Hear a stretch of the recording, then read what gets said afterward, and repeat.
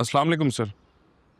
इसका मतलब है कि आफताब ने जितनी भी इन्वेस्टिगेशन की है भाई साहब, वो बिल्कुल ठीक है। वो लड़का वहाब का ही आदमी है और उसके थ्रू वो पारस बेटी तक पहुंचना चाहता है। परेशान लग रहे हैं सर।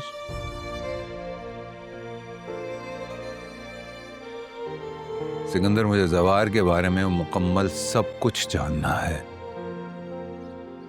उस दिन बताया तो था कि वो वो मेरे दोस्त का बेटा, ये काफी नहीं है मेरे लिए। उसकी एक्टिविटीज क्या है, उसके दोस्त कौन है, उसका इंटरेस्ट क्या है, उसका आना जाना कहाँ है डेली बेसिस के ऊपर, उसकी सैलरी क्या है और इसके एक्सपेंसेस क्या है। ईच एंड एवरीथिंग मैं जानना चाहता हूँ उसके बारे में। सिक्योरिटी एजेंसी की आड़ में एक्चुअली वो काम किसके लिए कर रहा है? आपके डाउट्स क्या हैं सर? वो वहाब की सिक्योरिटी में था, उसके लिए काम कर रहा था, और मेरी बेटी की खातिर उसने अपने ही कुलीग का हाथ तोड़ दिया। कुछ अजीब सा है ये। शायद आपके सामने नंबर बढ़ाने के लिए।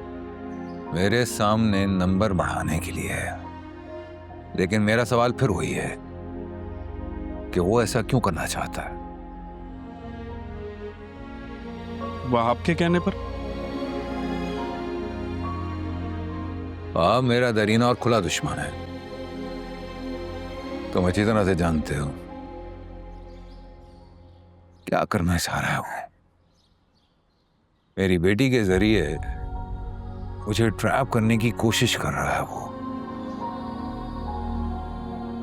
कुछ तो है जिसकी कंफ्यूजन है। ठीक है सर, मुझे कुछ दिन की मोहलत दीजिए, मैं मजीद मालूमात निकलवाता हूँ जवार के बारे में।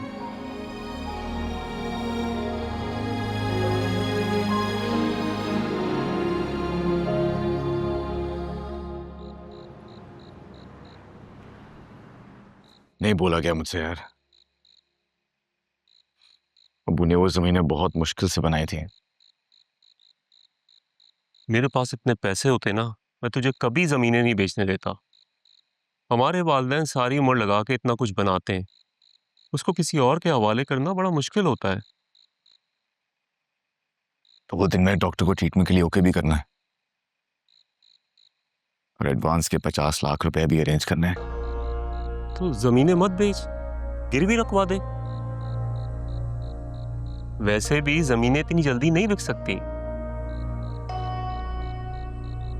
लेकिन कौन देगा मुझे इतना बड़ा कर्जा, और मैं लुटाऊंगा कैसे?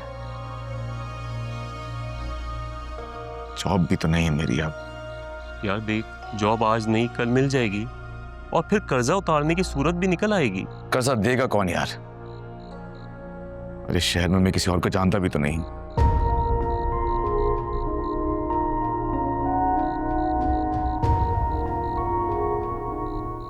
अरे शाहीन, ये तकल्लुफ क्यों? क्या जरूरत थी दावत करने की? तकल्लुफ कैसा? इतने सालों के बाद आई हो तुम हमारे घर, और वैसे भी पाकिस्तान तुम चंद दिनों के लिए आई हो। हमें मौका ही नहीं मिलता तुम्हारे साथ टाइम गुजारने का। जरूरी थी ये दावत। अब भी नहीं आती आप, है ना? अगर पारस यहाँ पे नहीं होती, आप सीधा इस्लामाबाद से यूएस चली जाती। ऐसा ही है ना? क्या आपकी ड्यूटी टफ है या स्केड्यूल? नहीं नदीम भाई, टफ ड्यूटी तो नहीं है, लेकिन कुछ ऐसी जिम्मेदारियां हैं जिनको मैनेज करते करते पूरा दिन कैसे गुजर जाता है कुछ पता भी नहीं चलता है। और फिर टाइम भी तो निकालना है ना आराम करने के लिए। वैसे मारूख, आरिफ भाई के बाद ना तुम्हें शादी कर लेनी चाहिए थी। अकेली जिंदगी गुजारना आसान नहीं होता है।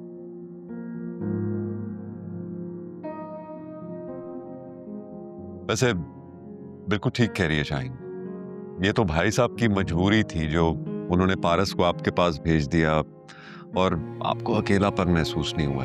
हालांकि भाई साहब तो बिल्कुल अकेले रहते हैं और अकेले रह गए। बस अल्लाह ताला सबब बना ही देता है। सही कह रहे हैं। मामा के जाने के बाद तो अकेले हो ही गए हैं ये, और मुझे भी खुद से दूर कर दिया। ताकि मेरी हिफाजत कर सके। खुद भी बाहर आने जाने के लिए सिक्योरिटी लाइसेंस चाहिए होता है इनको। बल्कि हम सबको ही, सेफ थोड़ी हैं हम लोग। लेकिन पारस की शादी के बाद तो भाई साहब अकेले ही रह जाएंगे ना। इसीलिए तो मैंने सोचा है कि मैं शादी ही नहीं करूंगी, डैड के पास रहूंगी अब।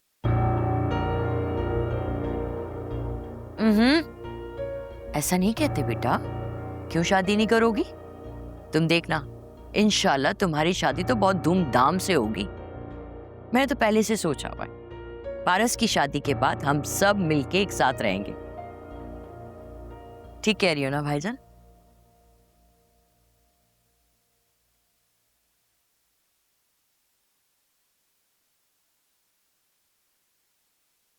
पारस, तुम इतने बुरे बुरे मुंह क्यों बना रही हो? शादी के जिक्र पे तो लड़कियां शर्मा जाती हैं। वो सब फेक बिहेवियर होता है।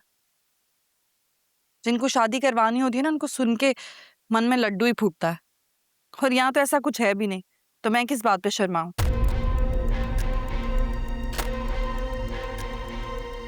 मैं शादी करना ही नहीं चाहती, मैं डैड के पास रहूं, उनके साथ उनके घर। और मैं चाहती हूँ आइंदा हम इस टॉपिक पर बात ना ही करें, वरना तो। वरना शट अप यार आफ्ताब, कितना बोलते हो तुम? हर बात के पीछे ही पड़ जाते हो। मुझे नहीं करनी इस बारे में बात, हद होती है। पारस बेटा, पारस,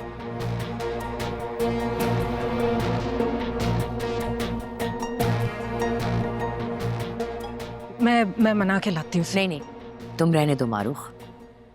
जिसने नाराज किया है वो ही मना के लेकर आएगा। जाओ, जाके सॉरी करो पारस को।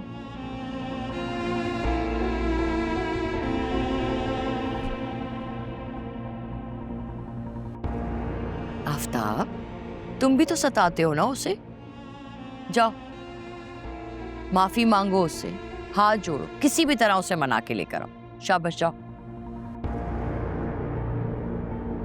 बदतमीजी देखिए अपनी भतीजी की।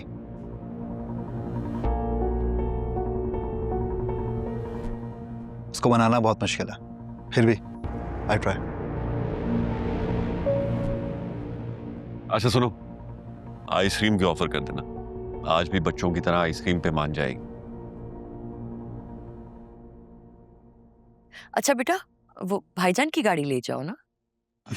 क्या हो गया अम्मी? मैं अपनी गाड़ी में लेके जाऊंगा ना पारस को। ठीक है, चलता हूँ। बस बचपन से इसी तरह नोकझोंक चलती रहती है दोनों की।